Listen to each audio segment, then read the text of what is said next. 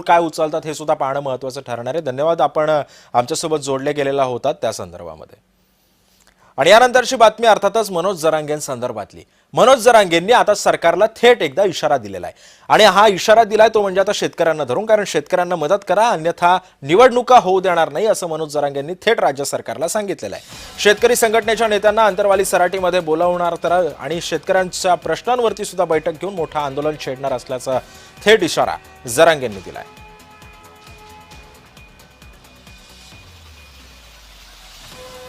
आणि या संदर्भामध्ये बोलण्यासाठी आपल्यासोबत असणार आहेत मराठा समन्वयक गंगाधर काळकुटे आणि आबासाहेब पाटील सध्या आपल्यासोबत जोडले गेलेले आहेत. आपल्या दोघांचंही स्वागत आहे जय महाराष्ट्रमध्ये. जय महाराष्ट्र.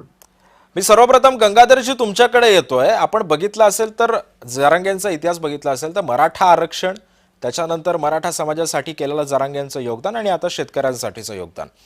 माझा प्रश्न असा आहे की जर मराठा समाजाचा लढा आता अखेर यशस्वी होत आलेला असताना आता शेतकऱ्यांच्या बाजूनं जरांगे उभे राहत आहेत, शेतकऱ्यांचे नेते आता होण्याचं कुठेतरी स्वप्न पाहू लागलेले आहेत, आगामी निवडणुकांच्या पार्श्वभूमीवरती जरांगेंचा हा इम्पॅक्ट कसा फायदेशीर ठरू शकतो? शेतकऱ्यांच्या नेते वगैरे होण्याचा सर प्रश्न नाहीये, त्यांना तसं काही तो विषय नाहीये त्यांच्या बाबतीत. पण गेल्या काही दिवसातलं मागचं बघा, अतिवृष्टी झालेली आहे मराठवाड्यातले काही जिल्हे, तिथं अतिशय दयनीय परिस्थिती शेतकऱ्यांची.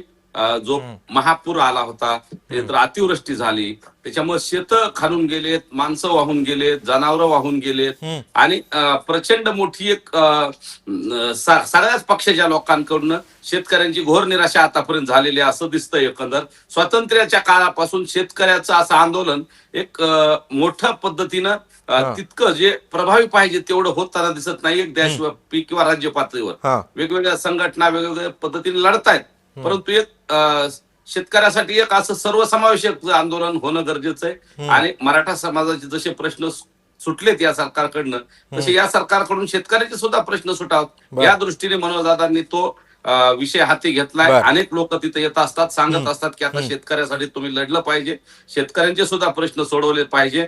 म्हणून मनोजदादांनी सांगितलंय की आम्ही एक शेतकऱ्यांची बैठक घेऊ, त्यासाठी ते लवकर अधिकृत घोषणाही करतील. आज होईल किंवा काहीतरी दिवसात होईल.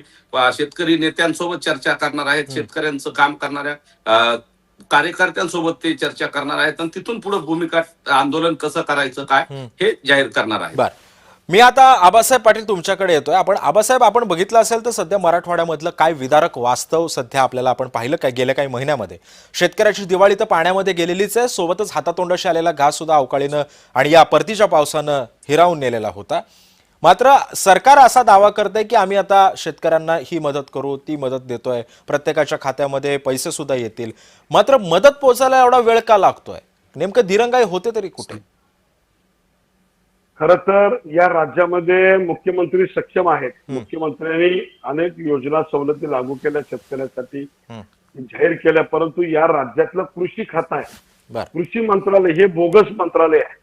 या कृषी मंत्रालयातून बिलकुल पण शेतकऱ्यांना कुठलीही आर्थिक मदत किंवा योजना सवलती त्यांच्यापर्यंत पोहोचू शकत नाही. दोन भागामध्ये शेतकरी हैराण झालेला आहे. एक तर वन्य प्राण्यांच्याकडून वन विभागाच्या माध्यमातून शेती उद्ध्वस्त केली जाते, दुसरी आपत्कालीन व्यवस्था जी व्हायला पाहिजे ती होत नाही. अतिवृष्टी आहे, ओला दुष्काळ आहे किंवा पिकावर पडणारी रोगराई आहे, ह्याच्यावरती कृषी विभागाचं नियंत्रण, शेतकऱ्याला दिलासा देण्याची यंत्रणा त्या ठिकाणी पोहोचत नाही. तालुका लेवलला कृषी अधिकारी असतील, कृषी सेवक असतील किंवा जिल्ह्याचे कृषी अधिकारी असतील, हे थेट शेतकऱ्याच्या बांधावर जात नाहीत आणि त्याच्यामुळे आज शेतकऱ्याची अशी परिस्थिती झालेली आहे, संपूर्ण पिकं उद्ध्वस्त झालेली आहेत. काही भागामध्ये हंगामी पीक असतं की एक 12 महिन्यातनं एकच 4 महिन्यात एक पीक येतं, पुन्हा 8 महिने काही नसतं.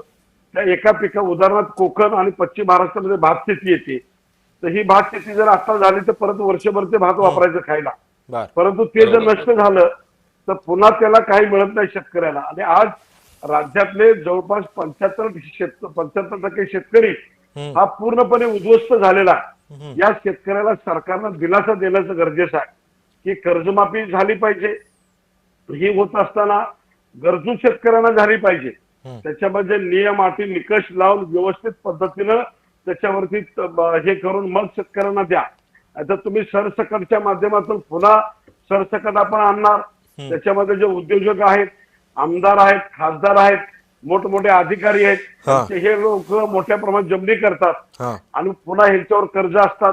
आता सुप्रिया सुळे सांगतात की कर्जमाफी झाली पाहिजे आणि सगळ्यात मोठं उत्पन्न त्यांचंच आहे हा शेतीच्या माध्यमातून. आमच्या शेतकऱ्याचं उत्पन्न नाही तेवढं, बर परंतु हे होत असताना हा की जर ह्या पद्धतीनं सरकार आणि शासन वागत असेल, इथं सरकारचा शासनावर कुठला पण अंकुश नाहीये.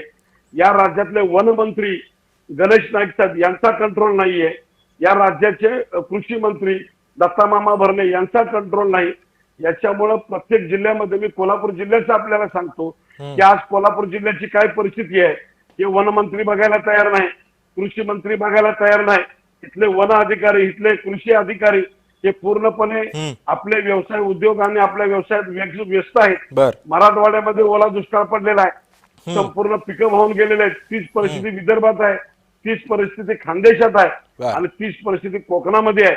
कोणतेही आमदार, खासदार किंवा संबंधित विभागातले मंत्री, पालकमंत्री हे सुद्धा शेतकऱ्याकडे बघायला तयार नाहीत आणि फक्त हे मतदान आलं, निवडणुका आल्या की हे मात्र आमच्या शेतकऱ्यांच्या दारामध्ये. तुम्ही म्हणता निवडणुका आल्या की शेतकऱ्यांचे दरवाजे ठोठावले जातात या नेत्यांकडून. मी गंगाधर काळकुटे तुमच्याकडे येतोय.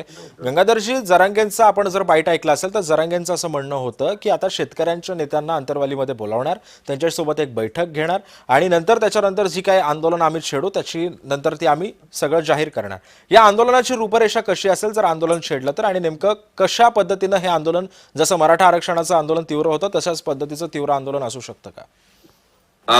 हे पहा, मनोजदादाने अजून ते जाहीर केलेलं नाही, त्यामुळे त्यातलं मला अधिकच जास्त आता बोलता येणार नाही. परंतु आंदोलन हे जसं मराठा समाजाच्यासाठी होतं तशाच पद्धतीचं असेल. स्वामीनाथन आयोगाच्या शिफारसी सर्वपक्षीय राज्यकर्ते लागू करत नाहीत. आताचं सरकार असो किंवा मागचं, मी याच सरकारला एकट्याला दोष देणार नाही. आतापर्यंत शेतकऱ्याचं सर्वपक्षीय लोकांनी फार काही गांभीर्याने शेतकऱ्याचा मुद्दा घेतलाय असं मला वाटत नाही सर. संपूर्ण आबासाहेबाच्या मुद्द्यात मी थोडस दुरुस्ती करेल.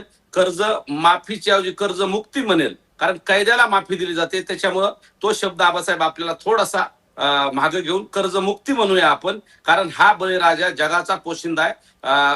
या शेतकऱ्यांना पिकवलेल्या अन्नावरच आज जग टिकू नये आणि त्याच्यामुळं आपण कर्जमुक्ती हा शब्द वापरू आणि संपूर्ण कर्जमुक्ती होणं गरजेचं आहे. शेतकऱ्याला वेळेवर कृषी खातं राज्याचं, आपल्या राज्याबद्दल बोलायचं झालं तर राज्याचं कृषी खातं सबसेल फेल ठरलेलं आहे. शेतकऱ्यांचा वेळेवर बियाणं मिळत नाही, शेतकऱ्याला हवामानाचा वेळेवर अंदाज मिळत नाही, शेतकऱ्याला योजना ज्या राबवतात त्या अधिकारीच खाऊन टाकतात किंवा कागदावरच योजना होतात. हे प्रशासनाचं अपयश आहे. पण त्याचं खापर मात्र सरकारवर फोडलं जातं. कुठल्याही सरकार फक्त निर्णय घेणारा असतं, ते इम्प्लिमेंट करणारी यंत्रणा ही खालची असते. त्याच्यामुळे तिथंही शेतकऱ्याची रोज पिळवणूक होते. खतं बी बियाण्याच्या बाबतीत प्रचंड फसवणूक होते. याच्यामुळं आता एक वातावरण असं तयार झालंय की आता शेतकऱ्यासाठी मोठं व्यापक सर्वपक्षीय सर्व नेत्यांच्या बैठकीतून एक चांगलं आंदोलन व्हावं शेतकऱ्यांना. खरं गंगाधरजी, त्यामुळे आता हे आंदोलन नेमकं आता कशा पद्धतीनं छेडलं जातं आणि शेतकऱ्यांच्या मागण्या या आंदोलनानंतर तरी पूर्ण होतात का हे सुद्धा पाहणं महत्वाचं ठरणार आहे. गंगाधरजी आणि आबासाहेब, तुमचे दोघांचे सुद्धा